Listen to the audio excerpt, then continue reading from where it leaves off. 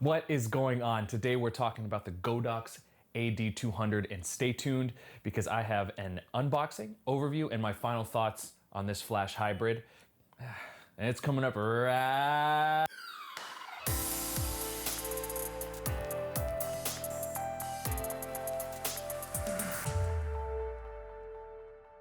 now.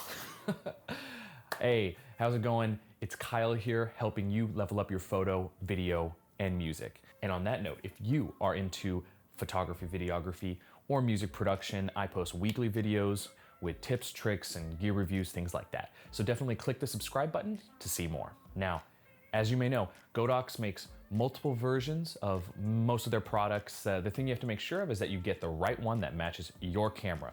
They make them for Canon, Nikon, Fujifilm, Olympus, Panasonic, and Sony. But for the AD200, you only need to make sure that the trigger is compatible with your camera. So I have the X Pro S. The AD200 itself just comes in one model, so just be sure to pick up the right trigger. I have some links for the super technical information in the description down below. Nobody wants me to just read that stuff off, so that you can get the pertinent information right away. For the AD200, the max guide number is 60 with the bulb head attachment and 52 with the speed light attachment like I have on here right now. More on the fact that it has two heads later.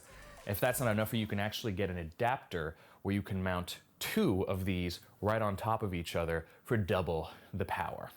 Now, it's powered by a proprietary lithium-ion battery, which I have not been able to find sold separately, but that hardly matters because you can get up to 500 full power flashes on just one charge.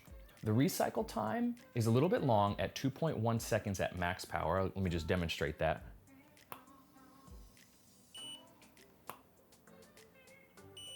So that can be a little bit annoying if you're doing a lot of full powered shots. So just keep that in mind and know that the portability of this is really the selling point, and hopefully you're not necessarily using it at full power. But if you are, once again, you be the judge.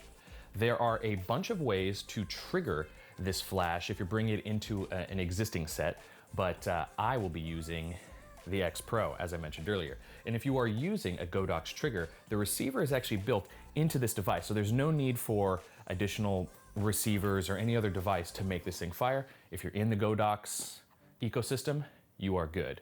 And if you have the right trigger, there are some serious high-speed sync capabilities on this flash head. It's small enough to easily carry in a backpack since it's pretty much the size of a regular speed light.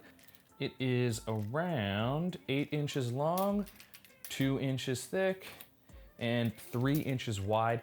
Definitely can fit in almost any kind of, and it weighs around 2 pounds with the battery in there.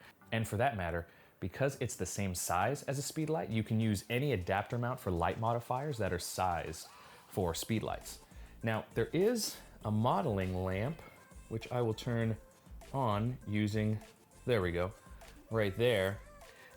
It's a little bit underwhelming. It does kind of give you the gist of where the light's going to fall. But again, this is, you know, like a foot away from my face right here. And if you have any kind of light modifiers between this and your subject, i.e., you know, an umbrella or an octobox or something like that, this is really not going to give you an idea of how that light is going to fire off at your subject. So just keep that in mind. It's not necessarily something that you're going to be using all the time. And it's only available on the speed light head and not on the bulb head, and I'll get to this in a little bit. There's definitely a lot more going on with this flash. Again, check the link down below for some more technical info. But now that we talked about what this thing can do, let's get into the unboxing.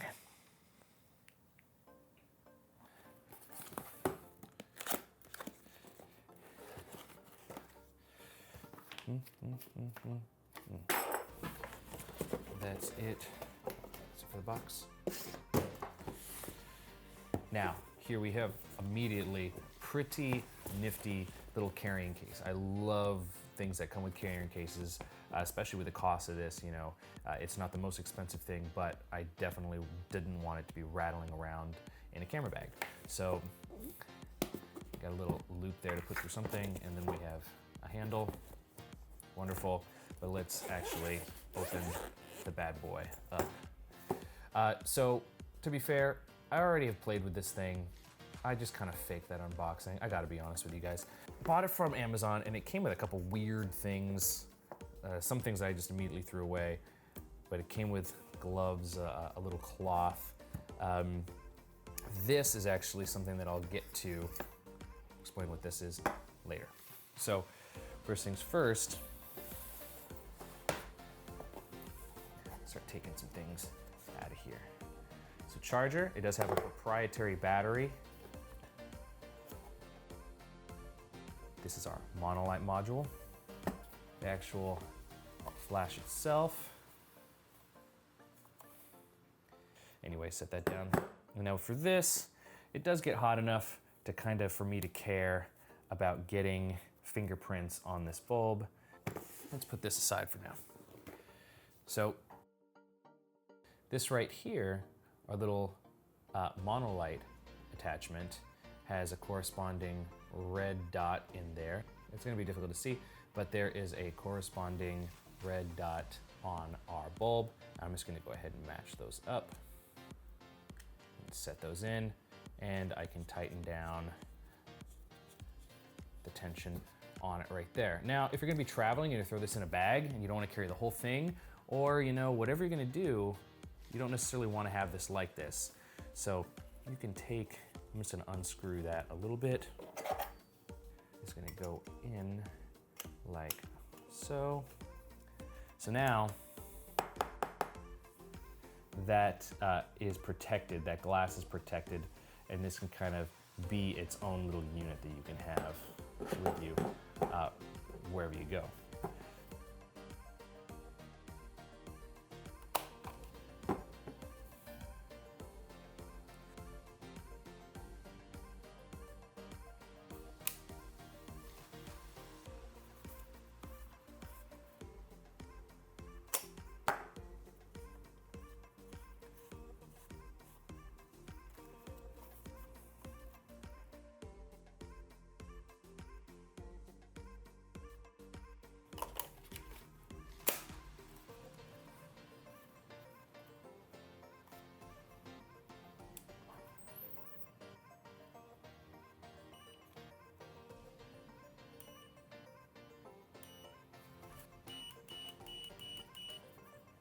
Micro USB for updating firmware. USB plug for triggers. Quarter 20. Quarter 20. Bam. Whoa.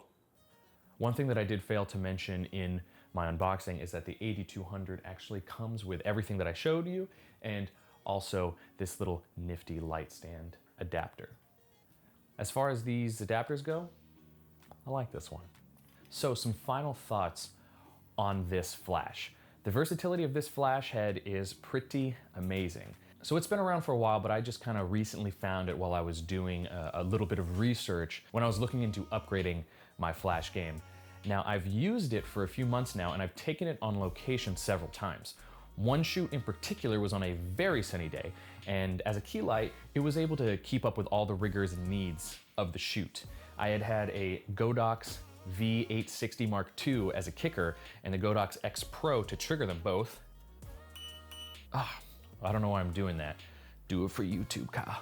Do it for YouTube. If you're interested in learning any more about these two things, you can find the links to my individual videos on these down in the description or on the screen somewhere.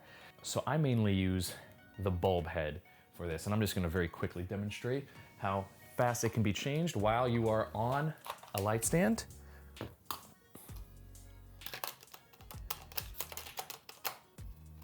See how quick? And let me just very carefully take off my little protective dilly-doo. There we go. I think of this as a tiny pocket strobe thingy. I figure if I need a speed light, I'm gonna use a speed light and not the speed light head on the AD200.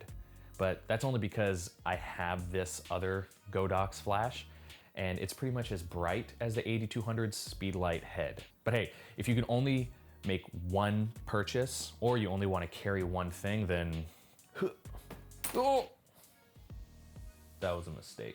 Then it's great that the AD200 has, the two options. So I have also used this for corporate headshots. And it wasn't exactly in a studio, it was on location in the client's office. This took me through the entire day of shooting along with the V860 Mark II as a kicker. I probably did headshots for around 30 people. I don't even know how many pops I put on it, and it barely hit 80% on the batteries. The whole time, not a single misfire or any other malfunctions. All that being said, I did find an issue with this flash. I haven't run into it in practice, but I started to kind of stretch the legs of the flash and I noticed it kind of practicing with it. It's definitely there. After doing a little bit of research, I am certainly not the first person to discover it. So what happens is when you start getting into the really fast shutter speeds and really stretching that high speed sync, you start to notice banding in the images. And once you really start to push it, the images can become completely unusable. Again, I didn't get to that point in practical use, but I can imagine a scenario where I would have to, open up my aperture or crank up the ISO to compensate for the shutter ceiling given the banding, which would definitely annoy me if I was doing that with a client. But overall, this is certainly an edge case and won't affect the majority of users. And one more note on the banding issue is I found some reports that this is only a Sony issue, and I obviously shoot Sony, so while I can't confirm this for other brands of cameras, I would definitely look into it if you're not shooting Sony. So overall, this is a buy. It can integrate with any kit you already have and can certainly be the flagship of an intermediate kit you're putting together, like I did. Now, while it's good on its own, it's definitely great when you combine it with the other Godox flashes and a Godox trigger. Now for the cost. It cost me personally $300 US, link in the description with the most updated pricing. It is a fraction of the cost of some of the more renowned flash heads. And in my opinion, there's a big kind of leap between the $300 price range and the $600 price range with not a lot in the middle. Even less when you start talking about battery-powered devices as portable as this and with the same kind of wireless control. Anyhow, I hope you got all the knowledge you need to make your own decision on this gear. If you have any more questions, definitely leave them in the comments down below. And if you like this video, let me know by clicking the thumbs up button. And honestly, click the thumbs down button if you didn't. I'll only cry for a few hours. Until next time, cheers.